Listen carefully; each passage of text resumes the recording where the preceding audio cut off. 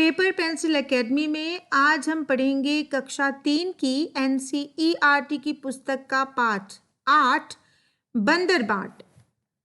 बच्चों, बंदरबाट इस पाठ का नाम दिया गया है और इस पाठ को लिखा गया है एक नाटक के रूप में, एक नाट्य कथा के रूप में, जिसमें आपको बताया गया है कि इस नाटक को आप किस तरह से अपने स्कूल के स्टेज पर या किसी और मंच पर भी बहुत अच्छे तरीके से प्रदर्शित कर सकते हैं। वैसे आपने अपने स्कूल के वार्षिकोत्सव में अनेक बार इस तरह से कहानियों का नाट्य रूपांतरण देखा होगा।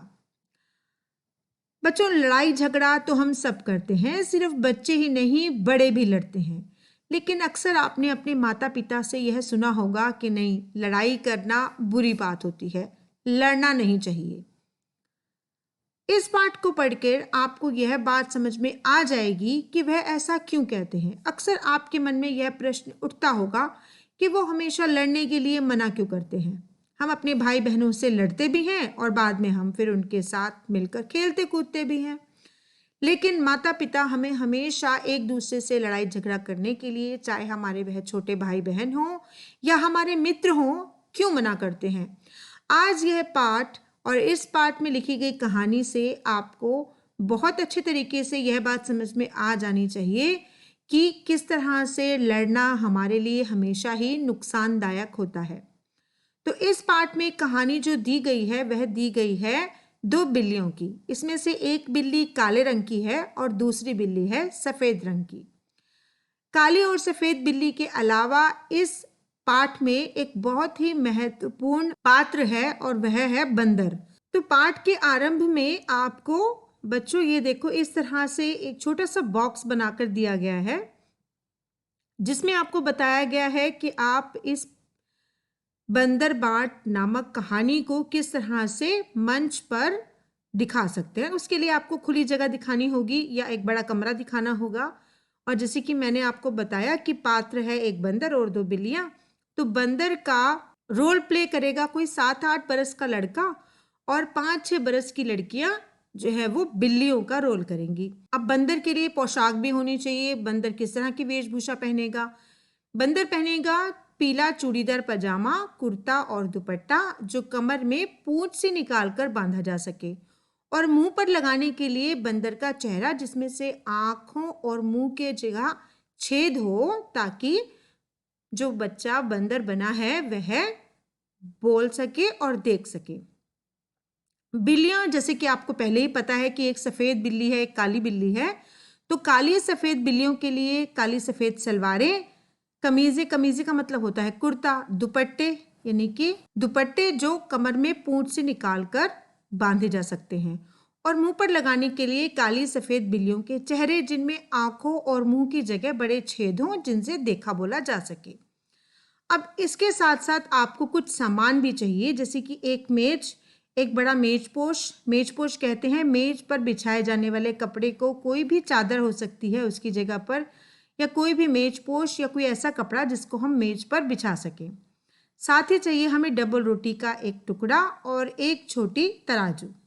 जब भी हम किसी कहानी को नाटक के रूप में लिखते हैं तो हम वहां पर दृश्य भी लिखते हैं। पहला सीन, इस कहानी का पहला दृश्य है एक बड़ा कमरा। अब इस कमरे में आपको बताया गया है सबसे पहले कि किस तरह का आपको सामान रखना है। कमरे के बीच में रखना है एक मेज जिस पर मेजपोश पड़ा है जो कि आगे से ढका है, और मेज पर एक रोटी का टुकड़ा है।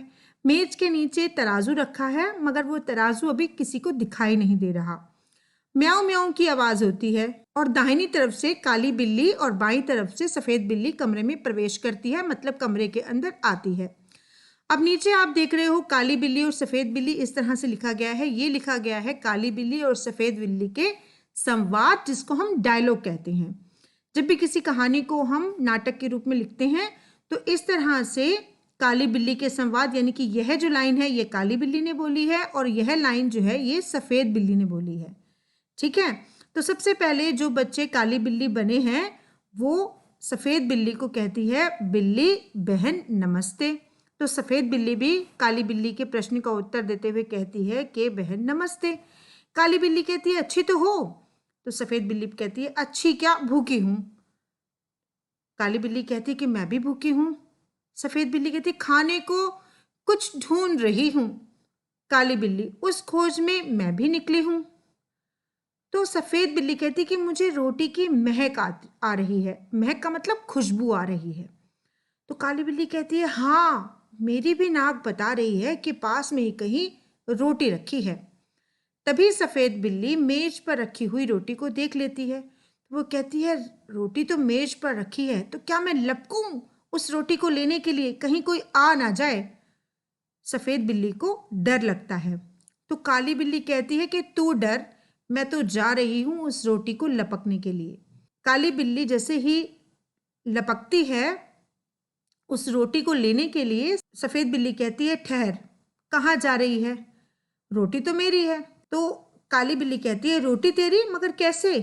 सफेद बिल्ली कहती है अगर तुझे रोटी ना दिखाती तो तुम्हें कैसे पता चलता कि यहाँ पर मेज पर रोटी रखी है। तो काली बिल्ली कहती है कि अगर तुम मुझे रोटी नहीं दिखाती तो क्या मैं खुद अपनी आंखों से नहीं देख लेती। मुझे भी तो भगवान ने 2 आंखें दी हैं, जिसको देखकर मुझे पता चल जाता कि यहाँ पे रोटी रखी है। काली बिल्ली सफेद बिल्ली से कहती है कि तुम्हें तो डर लग रहा था, तुम तो रोटी तक जा ही नहीं रही थी। वह कहती है जा डरपोक कहीं की, जा भाग, अब ये रोटी मेरी है। सफेद बिल्ली इस काली बिल्ली के इस प्रश्न का उत्तर देते हुए कहती है रोटी कहे दे रही मेरी, मैं ले जाने तुझे ना दूंगी, कि यह रोटी मेरी है और मैं तुझे यह रोटी ले जाने नहीं दूंगी। काली बिल्ली कहती है देख, राह से मेरी हट जा, ले जाऊंगी तुझे ना दूंगी। सफेद बिल्ली से कहती है काली बिल्ली कि मेरे रास्ते से हट जा, ये रोटी मैं ही लूंगी और मैं तुझे लेके जाने नहीं दूंगी। सफेद बिल्ली कहती है देखती हूं तुम कैसे इस रोटी को ले जा सकती हो।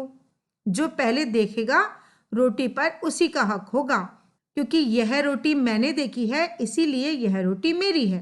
काली बिल्ली कहती है पहले दौड़े, दौड़ के ले पहले उसका हक रोटी पर पहला हक मेरा। इसका मतलब है कि पहले जो दौड़कर रोटी ले ले, रोटी पर उसका हक होता है, और क्योंकि मैं ही दौड़कर रोटी लेने वाली थी इसीलिए इस रोटी पर मेरा ही हक है। तो दोनों बिल्लियां आपस में झगड़ती हैं। सफेद बिल्ली कहती है कि यह रोटी मेरी है और काली बिल्ली कहती है कि यह रोटी मेरी है। और इस तरह से आपस में लड़ते हुए दोनों बिल्लियां रोटी को लेकर एक दूसरे पर गुर्राती हैं, यानी कि अपना गुस्सा प्रदर्शित करती हैं। आपको पता है बच्चों कि अक्सर बिल्लियों की आवाज को हम क्या बोलते हैं, म्याऊं। लेकिन यहाँ पर बिल्लियां एक दूसरे पर गुर्रा रही थी। तो गुर्राना हमें बता रहा है कि दोनों बिल्लियां आपस में एक दूसरे पर झगड़ रही थी। अब क्या होता है, अब इस कमरे में बंदर का प्रवेश होता है। बंदर आता है और बंदर दोनों से पूछता है क्यों तुम दोनों झगड़ रही हो, तुम कहती हो रोटी मेरी, तुम कहती हो रोटी मेरी, रोटी किसकी, मैं इसका फैसला करूंगा, चलो कचहरी मेरे पीछे पीछे आओ। तो बंदर कहता है कि तुम दोनों झगड़ रही हो, तुम कह रही हो मेरी रोटी है, वह सफेद बिल्ली की तरफ इशारा करते हुए कहता है, और तुम कह रही हो मेरी रोटी है, काली बिल्ली की तरफ इशारा करते हुए कहता है। इस बात का फैसला मैं करूंगा कि रोटी किसकी है, तो तुम दोनों मेरे साथ कचहरी यानी कि कोर्ट में चलो। अब कचहरी, बंदर की कचहरी भला कहाँ होगी। तो बंदर दोनों से छीनकर रोटी अपने हाथ में लेकर चलता है और दोनों बिल्लियां उसके पीछे पीछे जाती हैं। अब यहाँ पर इस नाटक का पहला दृश्य समाप्त हो जाता है और दूसरा दृश्य आरंभ होता है, जहां पर बंदर की कचहरी को दिखाया गया है, जिसमें बंदर एक मेज पर बैठा है और रोटी का टुकड़ा सामने रखा है। दोनों बिल्लियां मेज के सामने इधर उधर, यानी कि एक बिल्ली दाएं तरफ एक बिल्ली बाएं तरफ खड़ी है। अब बंदर पहले सफेद बिल्ली से प्रश्न पूछता है, बोलो तुमको क्या कहना है। तो सफेद बिल्ली कहती है, श्रीमान पहले मैंने ही रोटी देखी थी, इससे रोटी पर पूरा हक मेरा बनता है। आप समझ गए सफेद बिल्ली का क्या कहना था, कि क्योंकि पहले रोटी को मैंने देखा था इसीलिए मैं ही इस रोटी को खाऊंगी, इस रोटी पर पूरा हक मेरा है। अब बंदर काली बिल्ली से पूछता है कि बोलो तुमको क्या कहना है। तो काली बिल्ली कहती है, श्रीमान यहाँ पर श्रीमान कहकर वह बंदर को संबोधित कर रही है। पहले मैं झपटी थी रोटी लेने, इससे रोटी पर मेरा हक पूरा बनता है। कि सफेद बिल्ली तो डर रही थी, लेकिन रोटी लेने सबसे पहले मैं ही झपटी थी, इसीलिए इस रोटी पर पूरा हक मेरा ही बनता है। अब बंदर सफेद बिल्ली से कहता है, एक आंख से देखी थी या दो आंखों से? क्योंकि सबसे पहले रोटी सफेद बिल्ली ने देखी थी, तो बंदर यहाँ पर सफेद बिल्ली से पूछता है कि तुमने एक आंख से रोटी देखी थी या दो आंख से? तो सफेद बिल्ली उत्तर में कहती है कि दोनों आंखों से देखी थी, दोनों आंखों से देखी थी। अब बंदर काली बिल्ली से प्रश्न करता है कि एक टांग से झपटी थी या दोनों टांगों से? अब बताओ बच्चों, आप ही सोच सकते हो कि कोई एक टांग से थोड़ी ना झपटेगा, अगर झपटेगा तो दोनों टांगों से झपटेगा। तो काली बिल्ली ने भी उसका उत्तर देते हुए कहा कि दोनों टांगों से। बंदर ने कहा, तुम दोनों का था गवाह भी? तो बंदर ने कहा कि क्या कोई है जिसने तुम लोगों को, गवाह का मतलब देखा हो, जो इस बात की पुष्टि करे कि पहले सफेद बिल्ली ने रोटी देखी थी या पहले काली बिल्ली रोटी पर झपटने के लिए तैयार थी? इस बात की पुष्टि करने के लिए क्या कोई व्यक्ति है? लेकिन दोनों बिल्लियों ने कहा कि नहीं, ऐसा कोई नहीं है जो इस बात की पुष्टि करे। तो बंदर ने कहा कि बात बराबर, मेरा फैसला है कि रोटी तोड़ तोड़ कर तुम्हें बराबर दे दी जाए। मेरे पास धर्म कांटा है। अब यहाँ तक तो सब कुछ ठीक चल रहा है। बंदर कहता है कि ठीक है, बात साफ हो गई है कि यह रोटी मैं तुम दोनों में आधी आधी बांट दूंगा, आधी तुम ले लेना, सफेद बिल्ली से कहता है, और आधी काली बिल्ली को यह रोटी दे दी जाएगी। और रोटी का बंटवारा कैसे होगा? मेरे पास धर्म कांटा है, यानी कि मेरे पास तराजू है।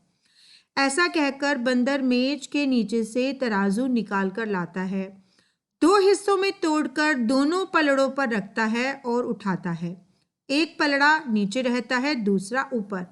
अब बच्चों, आपने भी देखा होगा सब्जी वाले को सब्जी तोलते हुए, या आप कभी सामान लेने बाजार जाते हो, दुकान में जाते हो, तो आपने देखा होगा कि किस तरह से तराजू में एक तरफ भार रखा जाता है और दूसरी तरफ वह सामान जो आपने खरीदा होता है।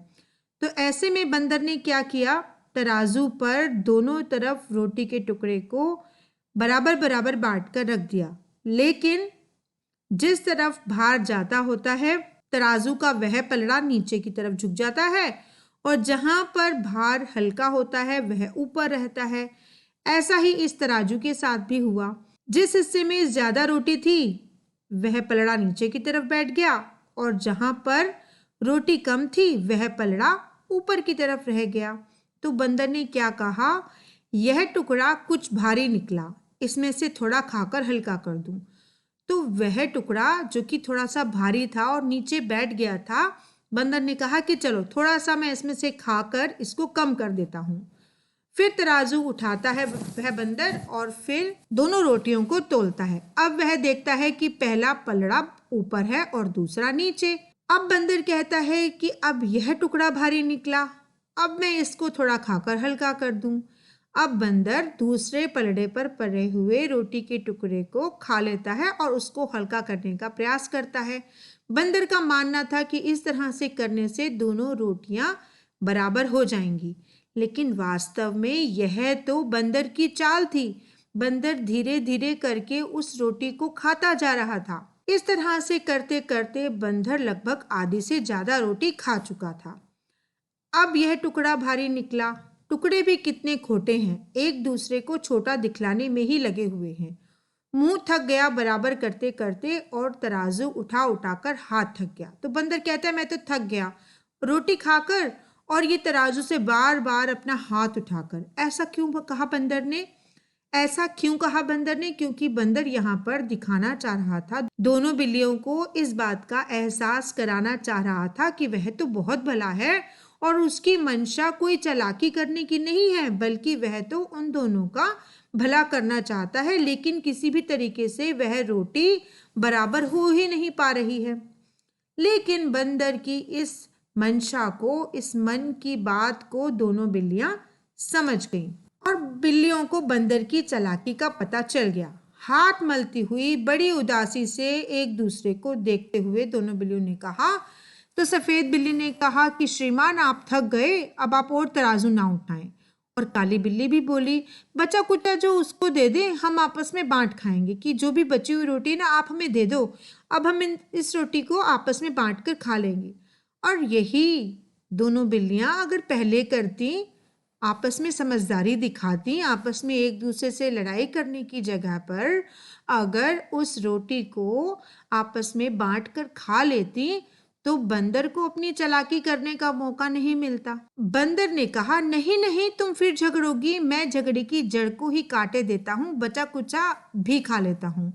तो बंदर ने कहा, नहीं नहीं, मुझे लगता है कि तुम दोनों फिर लड़ाई करोगी इस बात को लेकर कि रोटी किसने ज्यादा खाई है। इसीलिए मैं इस जड़ को, यानी कि तुम दोनों के बीच में जो लड़ाई का कारण है, यह रोटी है, मैं इसको पूरा खाकर इस झगड़े की जड़ को, इस झगड़े की कारण को ही खत्म कर देता हूँ। इतना कहकर बंदर बची कुची रोटी भी खा जाता है और तराजू लेकर भाग जाता है। दोनों बिल्लियां आपस में झगड़ा कर बैठी, बुद्धि अपनी खोटी, अब पछताने से क्या होता, बंदर हड़पा रोटी। तो दोनों बिल्लियां आपस में कहती हैं कि अब झगड़ा करने से क्या फायदा, हम आपस में झगड़ बैठी, हमने अपनी बुद्धि से काम नहीं लिया और अब पछताने से क्या होने वाला है, क्योंकि हमारी रोटी तो पूरी की पूरी बंदर हड़प कर गया। हड़प कर गया मतलब खा गया। तो बच्चों, आपको समझ में आया कि जब भी दो व्यक्तियों का आपस में झगड़ा होता है तो उसका लाभ हमेशा बंदर की तरह तीसरे व्यक्ति को मिल जाता है। दो व्यक्तियों की लड़ाई में तीसरा अपना मतलब सिद्ध कर लेता है। इसीलिए आपस में झगड़ा नहीं करना चाहिए और जो भी झगड़े का कारण हो उसको समझदारी से निपटा लेना चाहिए। इसी में सबकी भलाई होती है। उम्मीद है हरिवंश राय बच्चन द्वारा लिखा गया यह पाठ आपको समझ में आ गया होगा। बने रहिए पेपर पेंसिल एकेडमी के साथ। मिलते हैं अपने अगले वीडियो में।